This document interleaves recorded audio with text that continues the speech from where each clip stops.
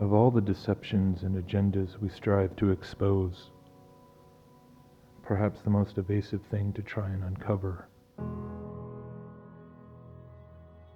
is the parts of ourselves that we don't want to see. Far easier to fix our gaze somewhere else, anywhere else. We long to see change in the world, change in the people around us, but staying focused on allowing God to change our own hearts above all else is probably the most difficult aspect of faith in the end.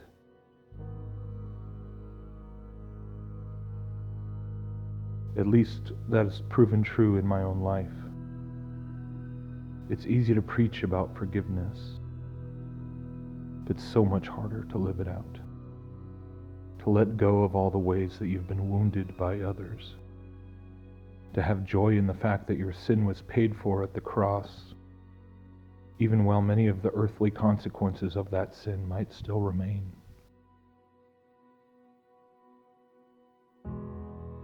All I know is that analyzing the endless machinations of the enemy does not bring me peace.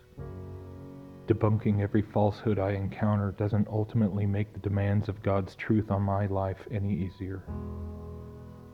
Or finding ways to express myself creatively and have other people see and listen doesn't give me a lasting sense of worth.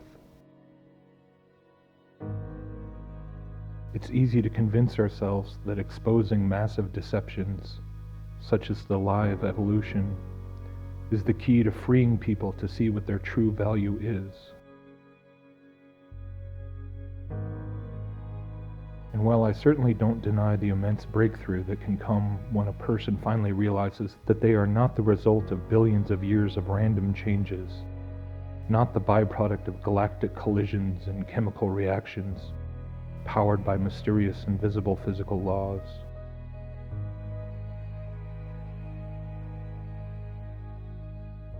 But even after you step into the arena of confessing that there has to be some kind of God, some kind of creator, the questions of meaning and worth and purpose become almost more difficult than when you believe there was nothing but a cold, impersonal universe staring back at you.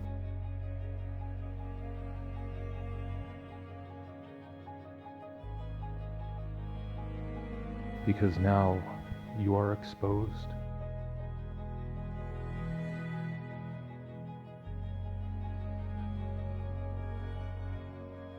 Regardless of what the true realities about the cosmos and creation may be, regardless of all the questions about the shape of the earth or the mechanics of the heavens or what the building blocks of reality might be,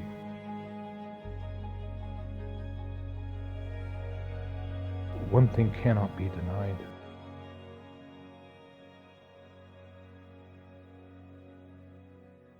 We all live in a realm where the deepest corners of our hearts and every thought and action we've made in our entire lives is naked before God. It is such a simple truth, but perhaps one of the most difficult to live in on a consistent basis. Because it's either gloriously beautiful or horrifically terrifying, depending on where your heart is in that particular moment. And so while we may take great comfort or even pride in knowing that we are not just an insignificant speck suspended in a sunbeam, as Carl Sagan put it, that we aren't just hairless apes hitchhiking on a rock as it hurtles through a vast expanse of paradoxically controlled chaos, trying to find our own meaning in a meaningless universe.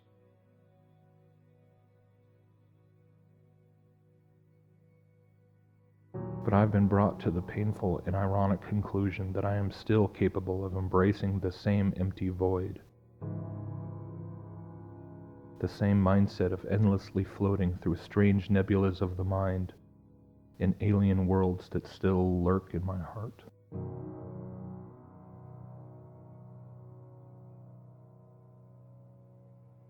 This fallen world and all the lies it contains is itself an unfathomably vast universe of media to filter, evidence to weigh, narratives to unravel.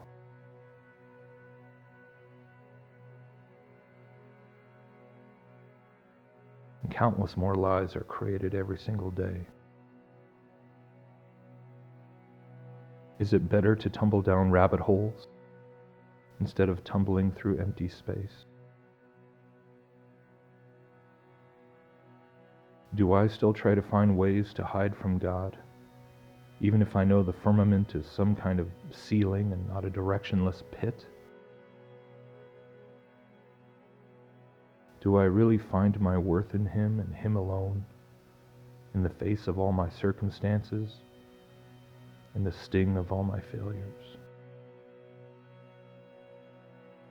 Do I live a life being exposed before Him, caring more about the value only He can give me than all the things I cannot control or understand?